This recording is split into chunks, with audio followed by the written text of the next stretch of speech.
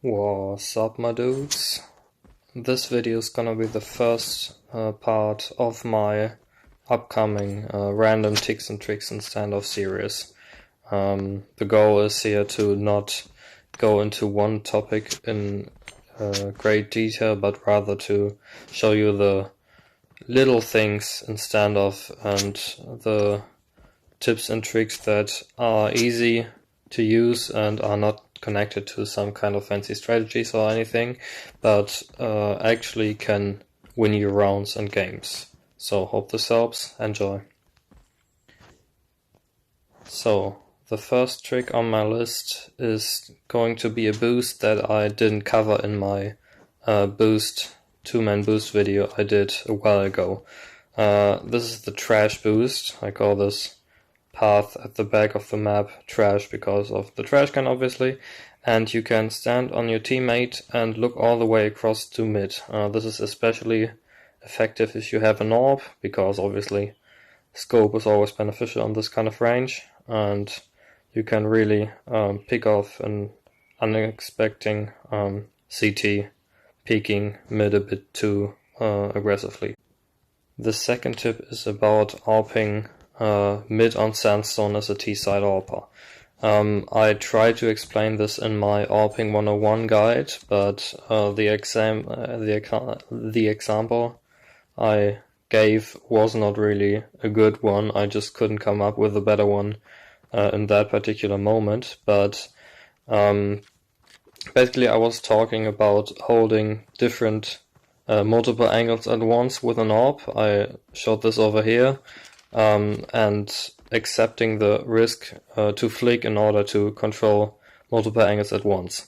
This example here was real bullshit, actually, just because you should never be open like this as an AWPer and be peekable from two different angles. But the example that is more fitting in this case is this AWPing position here from T side.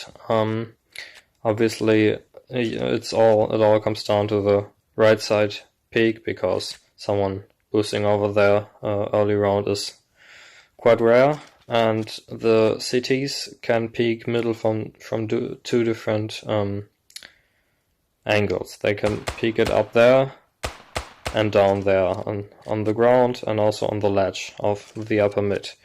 And so what you can do in order to cover both of these most effectively with an AWP, you can place your crosshair a bit above the head level for someone coming here on the ground. And the reason for this is if you expect someone to be on the ground but he comes up here, you have to flick all the way up, and it's likely you only hit his feet. And the opposite way, if you hold a player up and have to flick downwards, if someone peeks down here, you're likely to miss a good shot too. So what you can do is aim a bit above this player's head level, for example, and then just do tiny adjustments depending on whether the player is coming down or up. So in this way you don't really have to take a big risk, because these kind of small flicks are not that hard to perform,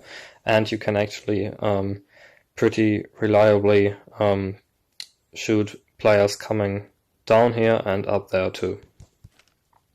The third tip is about bunny hopping, and let me first say bunny hopping is a thing in this game. Obviously if you look at this here, this would be some kind of bunny hopping. I'm just jumping around and I'm leaving the ground immediately after I hit it. Other than in CSGO, bunny hopping does not actually give you a speed bonus, I think. I tested that back in the day, but I think nothing changed. But bunny hopping can still be effective if you want to cross an open area without getting shot. Especially in pistol rounds, you can avoid getting headshotted pretty easily by this, and yeah, if the opponents don't have a full auto weapon, that can really save your ass sometimes if you have to get from cover to cover. If as a CT you have a really good spawn over here on the left, top left side of the spawn basically, you can start the round by immediately going towards B and not stopping and jumping up on these boxes. Due to the timing on this map, you can actually get up on these boxes if you get a good spawn, and look towards this line of sight without T's actually being crossed into a sniper nest already, or without T's entering B long. And you can hold this angle for the beginning of a round because everyone going to be long but also to sniper nest will have to pass this line of sight, so you know if an early rush is coming, and you can stand here for a few seconds and trying to get an entry frag headshot, and then just fall back behind these boxes and keep jump scouting this, so you don't take the risk of standing out in the open here for too long. Only do this if you have a really good spawn though, because even if the timing is a bit off, it's dangerous because T's might have already gotten onto the stairs, and if you're looking towards here and someone is picking you from this perspective, obviously this is a head glitch, and also the background is kind of dark, so it's gonna be a bit harder for you to spot him. And at the other side, you are standing here out in the open on top of the boxes, so you're really vulnerable if you don't pay attention. So the next tip is pretty straightforward. Never buy a UMP. Just don't do it. The UMP was once completely cracked before it got nerfed. Before it was basically an M4 with 5 less bullets, but for $1,800 less, or even more. Back then it was $2,000 less than an M4, and did basically the same. It had incredible recoil that did not go anywhere, so you could spray on long ranges, even though the UMP is an SMG and not a rifle. And yeah, it just was a laser beam, but it got buffed nerfed some months ago, and now it's completely shit. I think it's great that it's shit. It should not have been as powerful in the first place, but now it's pretty comparable to the Glock. If you look at this on the range of 10 meters, it does basically the same, or sometimes even less damage than a Glock. So in addition to that, the UMP also has some weird recoil now. So basically you're throwing out $1,200 for a faster firing Glock that you could instead invest in, I don't know, a 5.7 in armor, or especially, what I want to highlight, Fabim. I don't know how to pronounce it, but this is a potential one-shot kill. If the enemy is close enough, you can do high damage with it, and instead of having a UMP with the same or less damage than Glocks, you could go for such a shotgun. This is especially good in force buys when you're going up against rifles, but you can't afford rifles yourself. You can just buy this cheap shotgun that has the same price as a UMP, wait on close corners, one-shot people who come through, and then take their weapon. This is so much more effective than buying a UMP and being crap at range, and also crap in DPS fights. So the next thing I wanted to talk about is know what you want to do every round. At the beginning of every round, you should always have some kind of plan what you're going to do in this round. You always need to pay attention to what your team is doing, and basically fit into the spots that can be punished, the weaknesses of the team. For example, if you're in province here and 3 people are stacking B, you don't go B as well. You go mid or you go A long, depending on what the 5th player does. And this is especially important regarding to what your team is buying and what you are buying. I sometimes see people buying a 5.7 and then peeking mid. This is bullshit. Obviously the 5.7 is one of the worst choices for playing long angles. So if you or a teammate buy a 5.7, of course you go tunnels or even A long, but you leave mid or you leave peeking B connector, for example, to the players who bought USP and maybe armor or smokes, because the USP is obviously much better at range. Same with rifles. If you have 3 teammates with M4s or pharmacists and one has an M16 and one has an AWP. You put these players with the long-range weapon on the long angles. The M16 guy or the AWP guy peeks over here, and the other guy peeks B connector, holds B connector, and is ready to peek mid if the information you gathered so far into the round allow him to do so. And the M4 and FAMAS guys hold the shorter angles, for example A long and tunnels. And yeah, you always want to have some kind of starting plan on what you're going to do at the beginning of the round. So next point is going to be general pick-up rules. So if you have to choose between multiple weapons, which weapons do you pick?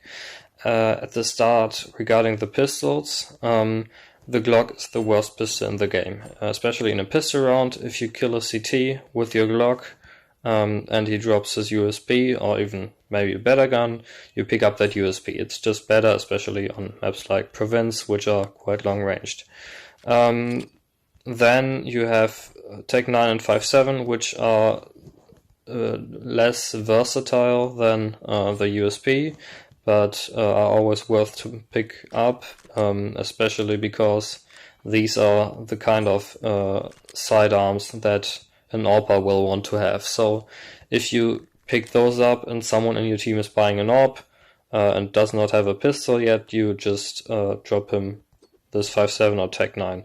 But obviously the Deagle, which I didn't put here right now, is the best pistol overall and should be the pistol you go for if you have the choice. So regarding SMGs and shotguns, it's pretty obvious. SM, I don't know what the good shotgun is called, is better than the FABUM, and an MP5 is better than a UMP. And rifles, a FAMAS is better than the FNALF, as I like to call it. An M4 is better than a FAMAS. An AK is better than an M4. This is debatable. I believe the M16 is overall the best AR in the game, especially on large maps like Province or Zone 9. You should always pick up an M16 over an AK, but arguably on Sandstone, for example, an AK is extremely viable too, but an AWP, which is obviously the most expensive gun on this list, should always be the one you pick up. When picking up, it's extremely important to not only think what do I want to play with next round, but especially what does my team want to play with. If you have an AWPer who just died and wants to have his AWP back, you don't pick up an AK and let him rebuy the AWP, because the AWP is $4,750, I believe. I'm not sure about that one right now. I think they dropped in price someday. And the teammate is gonna have to spend this huge amount of money in order to buy a new AWP. And you only brought $2,700 into the next round with an AK. Even if you have to buy an M4 again, this is for your team economy. This is still cheaper than buying a new AWP. So, as a rule of thumb, always pick up the more expensive guns, except for if you have to if you have to choose between an AWP and an auto sniper, for example, or an M4 and an AK. AK is better than the M4, AWP is generally better than the auto sniper, but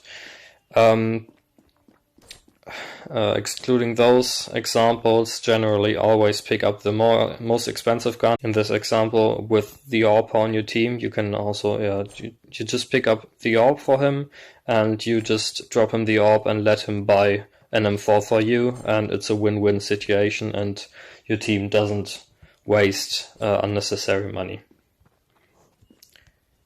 And as the last tip on today's list, I want to talk about if your team has the numbers advantage, you should try to trade out kills. What do I mean by that? If early into a round you teammate or yourself, you kill one guy and you got a 5v4. And from this moment, you always want to try to trade kills as much as possible. Trading kills basically means you try to kill players as a team, and if your teammate gets killed, then you try to assist that teammate and kill the player who killed him. So your team loses one player and the enemy team loses one player.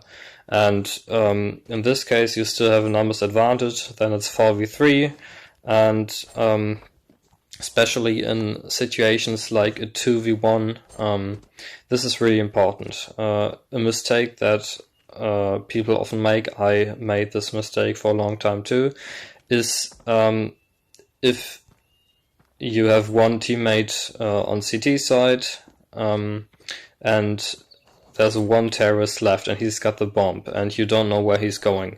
What I did often was I sat at one side and let my teammate control the other side, but this was actually a huge mistake.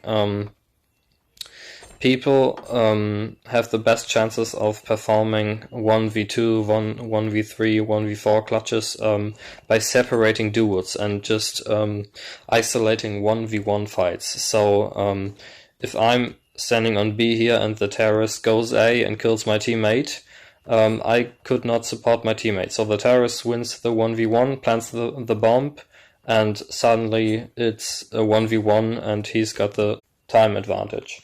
So what you want to do instead, even if it means giving up a bomb site, you want to group up with your teammate and try to search for the player together and try to trade kills. So if you are together with your teammate and your teammate gets killed, you are close enough to get the refrag. This is basically the theory of trading. And in the worst case, you also just let the terrorist plant the bomb and then you retake together, because in a 2v1 you have a much better chance to retake a bomb site than you have to hold the bomb site alone against a player who is pretty unpredictable. So this is it for today's video. I hope you liked it, and especially you liked this new format that gives quick tips instead of talking about deep strategies and stuff like that. Yeah, peace out, and see you in the next one.